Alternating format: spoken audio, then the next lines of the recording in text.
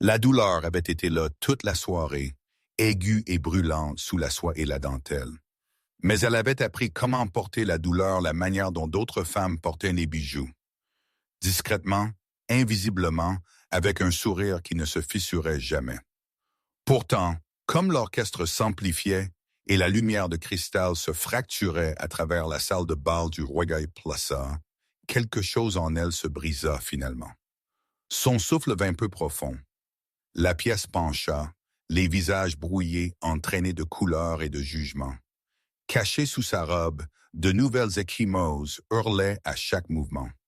La voix de son père résonnait encore dans ses oreilles, froide et précise, délivrée des heures plus tôt derrière les portes closes de l'hôtel particulier Russell. Assurez le prétendant le plus riche ce soir. Ne me décevez plus. Minuit était sa date limite. L'échec avait des conséquences qu'elle connaissait trop bien. Avon leva le menton comme elle avait été entraînée à le faire depuis l'enfance. À 24 ans, elle n'était pas une fille naïve. Elle avait survécu à 6 saisons sociales brutales, chacune plus aiguë que la dernière. Elle avait appris comment rire sur commande, comment charmer des hommes 2 fois son âge, comment cacher des mains tremblantes à l'intérieur de gants brodés. Elle avait appris comment rester très immobile quand frappée, comment garder le silence quand la douleur fleurissait sur sa peau. Mais rester immobile n'était plus possible. À travers la salle de bal, à travers une mer de soie et de bijoux, elle sentit des yeux sur elle. Pas l'évaluation affamée des prétendants ou la cruauté ennuyée des femmes de la société, mais quelque chose de plus aigu, plus stable, elle le trouva sans savoir pourquoi. Harry Quinn, duc de Kendall. Il se tenait à l'écart de la foule, grand et composé, ses yeux gris acier fixés sur elle, comme si le reste de la pièce avait disparu. Il ne sourit pas. Il ne détourna pas le regard. C'était comme s'il pouvait voir directement à travers la perfection peinte qu'elle portait comme une armure. Le sol s'éleva brusquement. Les genoux d'Avon fléchirent, sa force disparaissant en un seul moment terrifiant. La salle de bal haleta comme une seule. Elle se prépara à la froide cruauté du marbre, à l'humiliation de l'effondrement. Au lieu de cela, des bras forts la rattrapèrent en pleine chute. Le choc de cela lui coupa le souffle. Elle fut pressée contre une poitrine solide, chaude et stable, portant la légère odeur de bois de santal et de pluie d'hiver. Une main ferme à son dos, une autre berçant ses épaules, la tenant comme si elle ne pesait rien du tout. « Je vous tiens », une voix profonde murmura près de ses cheveux, calme, certaine, et je ne vous laisserai pas tomber à nouveau. Le monde ne s'écrivit pas lui-même, mais il ralentit. Le tourbillon s'apaisa juste assez pour qu'elle enregistre où elle était dans les bras du duc de Kendall, au centre de la salle de bal, entourée de centaines d'yeux qui regardaient. Avon essaya de se dégager par instinct, par peur, mais son corps la trahit. Elle trembla, l'épuisement réclamant finalement son prix. Le duc ne relâcha pas son étreinte. Des chuchotements ondulaient vers l'extérieur, comme le feu à travers l'herbe sèche. Harry Quinn leva la tête et parla, sa voix basse mais portant avec une autorité sans effort. « Il reste avec moi. » Les mots tranchèrent net à travers le bruit. Lord Ambrose Russell se fraya un chemin à travers la foule, son visage rougi de fureur contrôlée. Pour n'importe qui d'autre, il ressemblait à un père inquiet. Avon savait mieux. Elle sentit sa colère comme une lame dans son dos. « Votre grâce, dit son père doucement. Ma fille est souffrante. Je la ramènerai à la maison tout de suite. » Non, le seul mot l'arrêta net. Harry Quinn n'éleva pas la voix. Il n'en avait pas besoin. Lady Avon se remettra à Kendall House sous les soins de mon médecin personnel. Vous pourrez lui rendre visite demain après qu'elle se soit reposée. La salle de bal retint son souffle. Avon sentit le regard de son père la percer, promettant une punition plus tard, promettant des conséquences. Ses doigts se recroquevillèrent dans le gilet du duc sans permission, s'accrochant comme s'il était la seule chose solide restante dans le monde. Harry Quinn le sentit. Sa prise se resserra légèrement, non possessive, mais protectrice. Tandis qu'il la portait vers les portes, Avon réalisa quelque chose de terrifiant et d'espoir tout à la fois. Ce n'était pas de la préoccupation polie, c'était de la défiance. Le duc défiait son père ouvertement devant toute la société. L'air nocturne frappa son visage tandis qu'il descendait les marches de marbre, frais et aigu. Elle essaya de parler pour insister qu'elle pouvait marcher pour sauver le peu de dignité qui lui restait. Le scandale, elle murmura faiblement. S'il vous plaît, cela vous ruinera. Ça ne le fera pas, il répondit calmement. Et même si ça le faisait, ça en vaudrait la peine. Derrière eux, la voix de son père résonna, forte et désespérée. Kendall, c'est de la folie. Elle appartient à sa famille. Harry ne ralentit pas. Votre fille requiert des soins de quelqu'un qui la voit comme une personne, pas un outil. La porte de la voiture s'ouvrit. Il l'installa à l'intérieur avec une douceur étonnante, attentif à chaque mouvement, comme s'il savait que son corps souffrait, même si elle n'avait jamais dit un mot. Quand il monta en face d'elle, la voiture fit un soubresaut en avant, les emportant loin de la seule vie qu'elle avait jamais connue. Le silence remplit l'espace entre eux. Avon se pressa en arrière dans le siège de velours, son cœur battant la chamade. Elle avait passé toute sa vie à gérer les attentes des hommes, à anticiper leur colère, à se modeler pour leur survivre. Assise en face du duc de Kendall, elle se sentit dépouillée de chaque défense pratiquée. « Pardonnez-moi », elle dit doucement, fixant ses mains gantées. « J'ai vous causé des problèmes.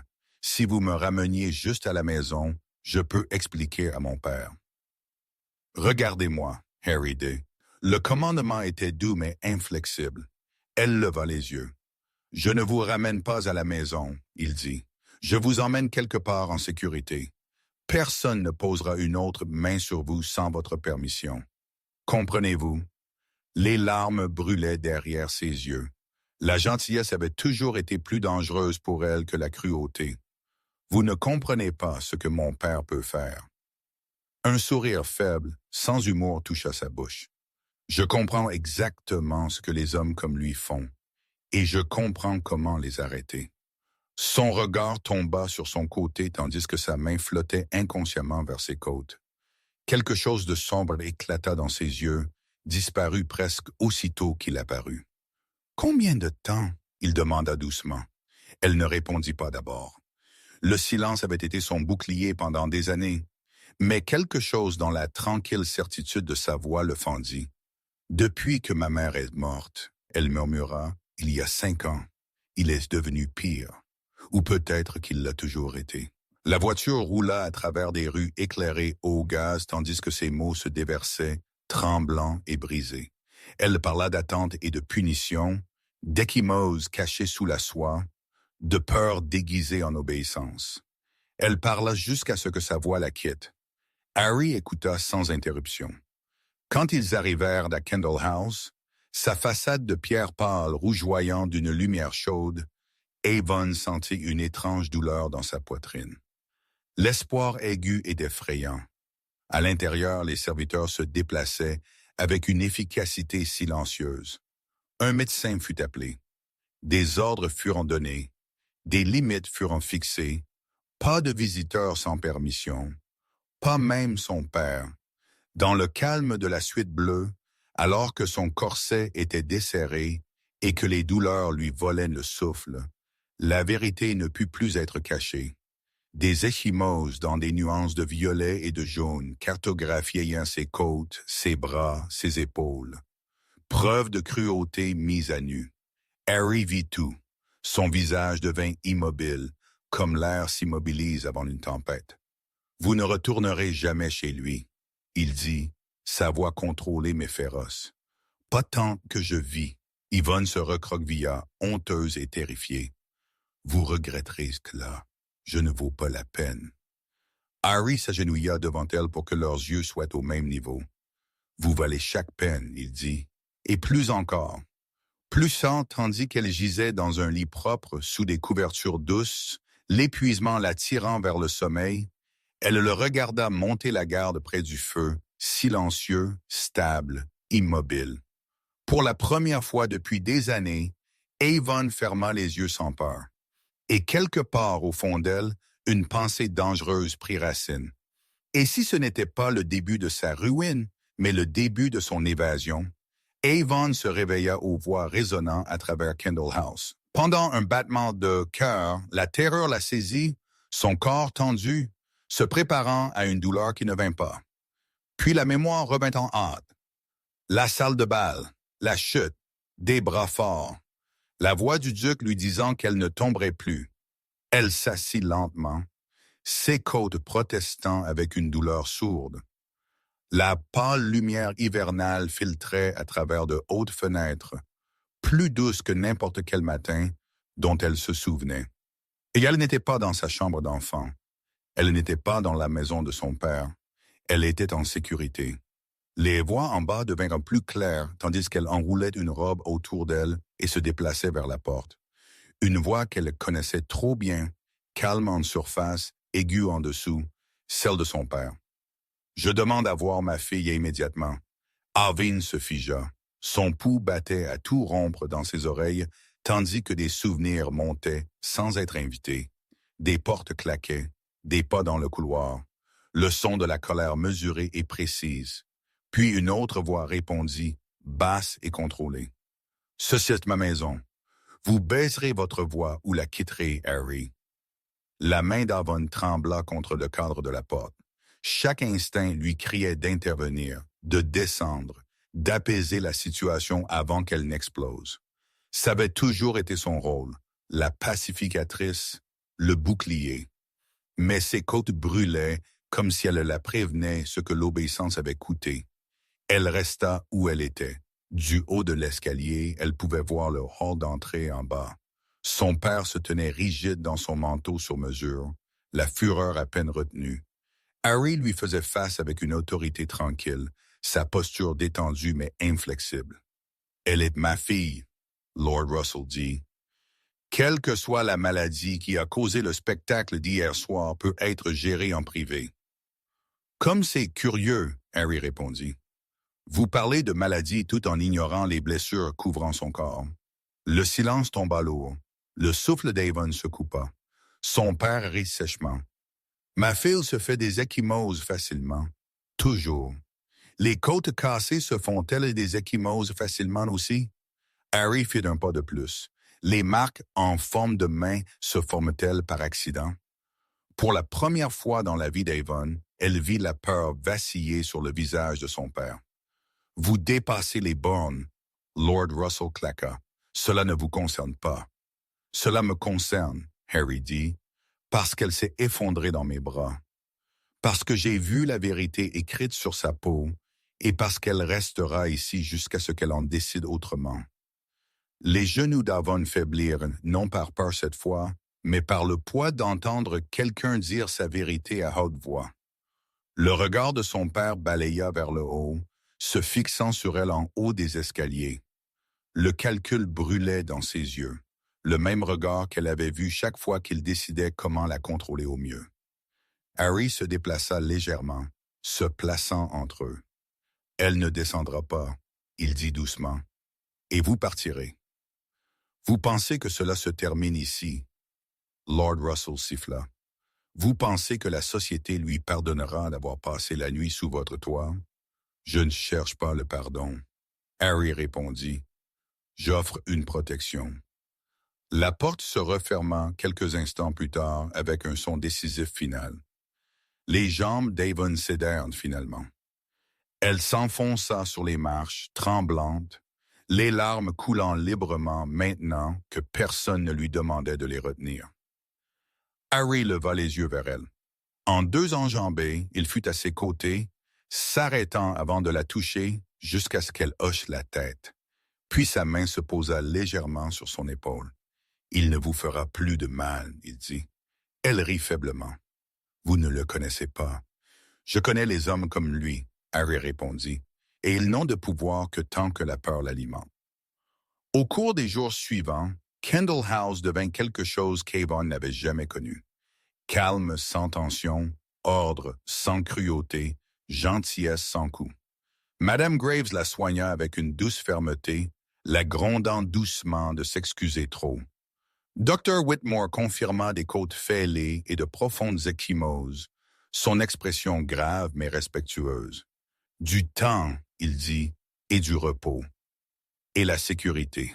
La sécurité. Le mot semblait irréel. Harry ne planait pas, mais il était toujours là, lisant près du feu quand elle se réveillait des cauchemars. Marchant à ses côtés quand elle était assez forte pour quitter sa chambre, demandant avant de toucher, toujours demandant. Un après-midi, elle entra dans la bibliothèque et s'arrêta net. La pièce était vaste et vivante. Des livres remplissaient chaque mur, usés et aimés. Des chaises inclinées vers la lumière du soleil, une échelle attendant d'être gravie.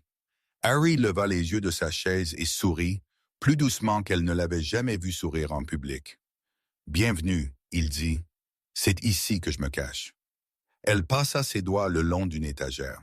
« Mon père n'a jamais permis les romans ou la poésie. »« Alors vous les apprécierez ici, vieille. » Harry dame. Il parlait de livres et de musique et de petites choses sans importance qui semblaient soudain précieuses. Et lentement, presque sans le remarquer, Avon commença à respirer différemment, librement jusqu'à ce que les journaux arrivent. Harry les vit d'abord. Il essaya de la protéger, mais elle insista. Elle insistait toujours pour savoir ce qui l'attendait. Les titres étaient cruels. Dame déchue, innocence compromise, fille ambitieuse, piège-duc. La version des événements de son père s'était répandue comme du poison. Avon fixa les pages tachées d'encre jusqu'à ce que les mots se brouillent. « C'est ma faute, » elle murmura. Harry s'agenouilla à côté de sa chaise. « Non, ceci est le coup de tenir tête à la cruauté. Il n'y a qu'une seule façon pour la société de pardonner aux femmes comme moi, » elle dit doucement. « Le mariage. » Harry ferma les yeux brièvement. « Je ne vous forcerai jamais ce choix. » Le silence s'étira entre eux, puis Avon se redressa. « Non, » elle dit, « nous ne le laisserons pas gagner. » Harry leva les yeux brusquement. « Nous annonçons des fiançailles. » Elle continua. « Mais nous recueillons aussi des preuves discrètement. Registres, témoignages. S'il lève à nouveau la main, il perd tout. » Harry l'étudia avec quelque chose comme de l'admiration. « Vous voulez le combattre? »« Je veux en finir avec lui, » elle dit calmement, « sans devenir lui. » Les fiançailles furent annoncées le lendemain matin. La société bourdonnait. La spéculation devint prudente. Le récit changea juste assez. Au bal masqué de la duchesse de Hartwell, des semaines plus tard, Avon retourna à la société au bras de Harry, masqué. Stable, son père la trouva sur la terrasse. Une vieille peur monta, mais elle ne la régna pas. « Non, » elle dit quand il essaya de la commander. Harry arriva avant que la situation ne puisse tourner violent. Cette fois, Avon ne se cacha pas derrière lui. Elle se tint à ses côtés. Et quand son père fut escorté loin, quelque chose en elle se libéra finalement. Cette nuit-là, tandis qu'elle dansait sous des lustres une fois de plus, Avon réalisa la vérité. Elle n'avait pas été sauvée. Elle avait été donnée l'espace pour se sauver elle-même, et elle n'était plus trop meurtrie pour se tenir debout. 6 mois après la nuit où elle s'effondra, Lady Avon Russell retourna à la salle de Belroyal Plaza. Seulement cette fois, elle n'entra pas seule. Les lustres étaient les mêmes, projetant une lumière fracturée sur des sols de marbre polis à la perfection. L'orchestre joua avec la même élégance pratiquée. Les chuchotements existaient toujours, mais ils étaient différents maintenant. Plus bas, plus prudents. Sa Grâce, le duc de Kendall, et Sa Grâce, la duchesse de Kendall. L'annonce résonna à travers le hall, et Avon la sentit s'installer dans ses os. Duchesse, la main de Harry reposa légèrement à sa taille, stable, mais jamais contrôlante. Elle portait de la soie bleu nuit, non choisie pour plaire ou persuader, mais parce qu'elle aimait comment cela la faisait se sentir puissante. L'anneau de saphir attrapa la lumière. Non plus une promesse, mais une vérité déjà vécue. Elle inspira lentement, Il y a 6 mois, elle s'était effondrée ici, terrifiée et brisée, convaincue qu'elle était seule au monde. Maintenant, elle se tenait grande. Nous pouvons partir quand vous le souhaitez, Harry murmura. Vous ne devez rien à personne. Haven secoua la tête. J'ai besoin d'être ici. Elle scanna la pièce avec de nouveaux yeux. Elle vit de jeunes femmes se tenant raidement à côté de pères dominateurs. Elle vit des sourires forcés et des postures rigides. Elle se reconnut partout et elle comprit pourquoi elle était revenue. Ils se déplacèrent à travers la foule ensemble. Les félicitations suivirent. L'admiration remplaça la suspicion. Le mariage avait adouci la cruauté de la société, mais Haven connaissait la vérité. Ce n'était pas le mariage qui avait changé sa valeur.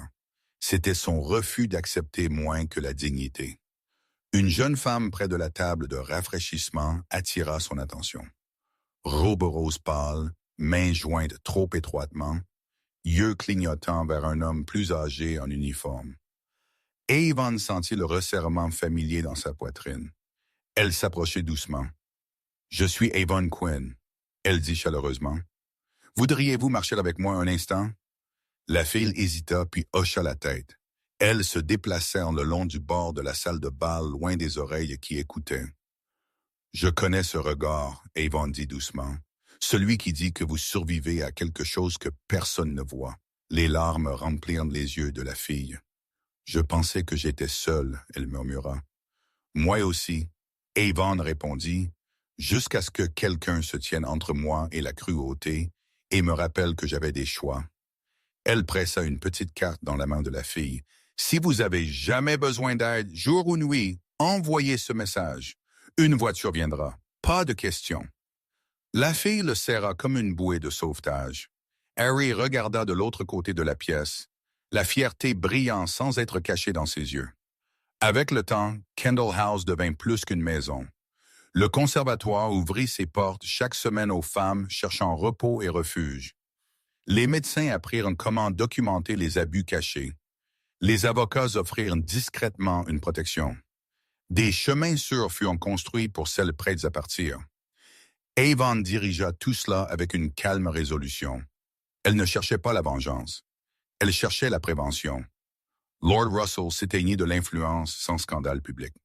Son pouvoir se dissipa tranquillement, dépouillé par des chuchotements soutenus par la vérité. Il ne la toucha plus jamais. Il ne toucha plus personne. Par un matin neigeux, Avon se tint dans le conservatoire à côté de Harry, la lumière du soleil filtrant à travers le verre et les feuilles vertes. « Pensez-vous jamais à qui vous étiez avant? » Harry demanda. « Oui, elle dit. Mais elle ne me manque pas. Elle faisait le mieux qu'elle pouvait avec ce qu'elle avait. »« Et qui êtes-vous maintenant? » Elle sourit. « Quelqu'un qui se tient debout. » Harry prit sa main. « Vous l'avez toujours été. » Plus tard ce soir-là, tandis qu'il dansait une fois de plus sous des lustres, Avon attrapa son reflet dans le mur miroir. Elle ne vit pas une femme sauvée. Elle vit une femme qui avait enduré, guéri et transformé la douleur en but. Une femme qui choisit l'amour sans se rendre elle-même. Une femme qui apprit que la douceur pouvait coexister avec la force. Elle avait été meurtrie. Elle était tombée. Mais elle s'était relevée. Et cette fois, elle ne serait jamais seule.